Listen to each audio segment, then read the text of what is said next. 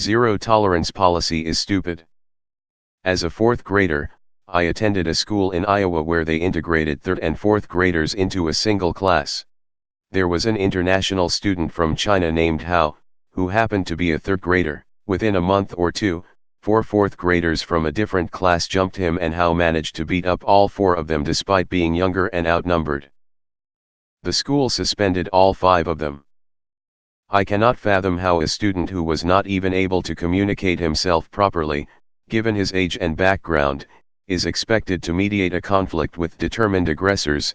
It's hard to believe Hao had personal history with these 4 when he didn't have any classes with them.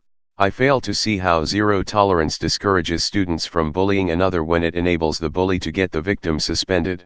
Zero tolerance policies have never stopped a single person from fighting. Everyone's guilty and context doesn't matter is a fucking ridiculous thing to even promote as a valid way to fix a problem. My school district had a no tolerance policy on the N-word, and a black security guard got fired for saying "don't call me a, you know what," to a student who was using physical force and yelling at him. This was the tipping point for the policy, which I already thought was really stupid because some teachers got fired for reading it in a book, and one repeatedly told a student to turn their music down because she didn't want to hear that word. In general, almost all zero tolerance policies are stupid and are the opposite of making progress. Damn 4 guys at once. Shame he didn't understand English too much. If he had need one of the kids in balls/face, could have said something cool like "Ni hao." 100% agree with you, especially having experienced this myself. Report the bullying. The school may or may not talk to the bully. Had enough and fight back. They will throw the book at you citing zero tolerance. This is basically just a case of adults finding it too much of a headache to figure out who's actually in the wrong when kids fight. But it is stupid and exactly why well-behaved kids become disillusioned with authority figures. Also, the rage when the teacher decides to punish the whole class because everyone is talking and you're just the quiet kid getting on with your work the whole time. SMH, I want Hao to have said, just before taking down the first guy, to have tipped his hat over his eyes and said with a sly tone, "If this is how you want it? Some Karate Kid plot right here." Just real quick, let's all take a second to applaud Hao for kicking the asses of 4 assholes all older than him all at once. Easy fix, beat up the principal, then he has to suspend both you and himself.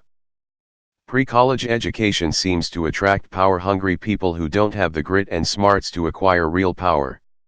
If these low-key psychopaths get the run of a place, you end up with zero tolerance rules, dress codes, and piss slips. Zero tolerance is about protecting the school from liability, not the students. They don't give a shit about the students. We have him 4-1.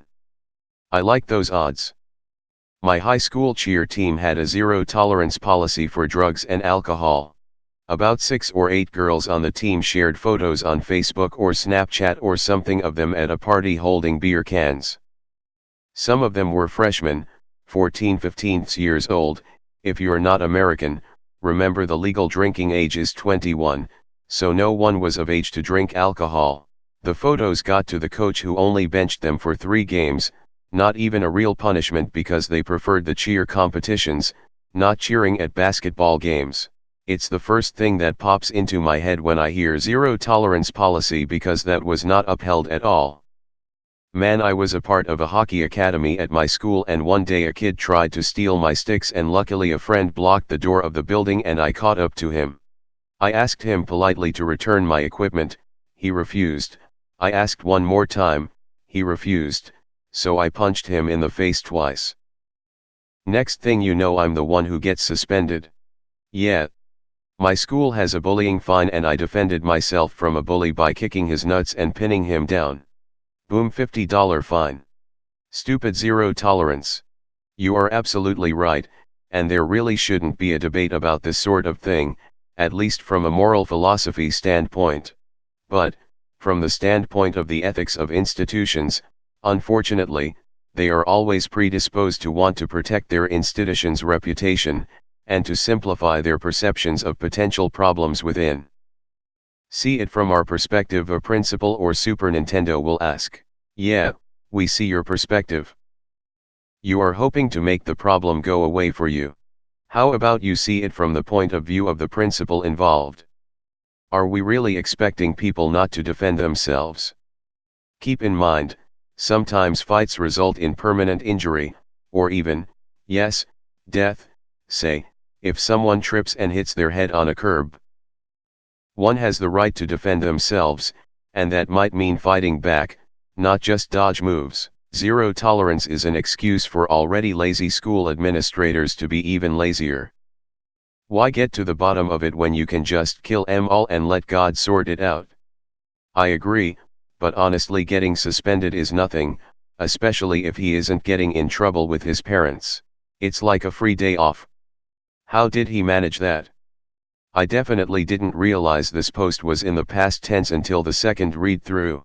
I thought, damn, that's one articulate 9-year-old. But yeah, agreed. Suspended for self-defense. Bad news, this isn't unpopular.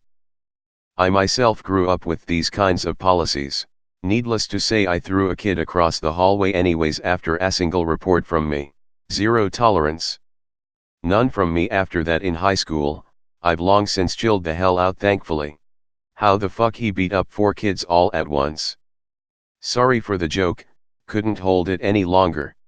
The most annoying part about this is that the lesson the 4 bullies might have learned by getting their asses kicked is undermined by the fact that their victim was also punished, essentially showing that the victim is in the wrong too. I know. If I defend myself from someone it's perfectly legal, but the school system has an aneurysm about it. I don't know if this is zero tolerance, but me and my friend were talking about SSB, and this shit security guard asks us to come with him. We go to the vice principal's office and we wait for him. He asks us weird questions, like, were you two fighting? Are any of you hurt? Are you mad at each other? Turns out some kids who are pretty established as being troublemakers were fighting, but the shitty security guard thought it was us too. We tell the vice principal, but he says we still both get a 3 days of lunch detention because the security guard had to bring us in for some reason. Our school has really fucked up enforcement policies.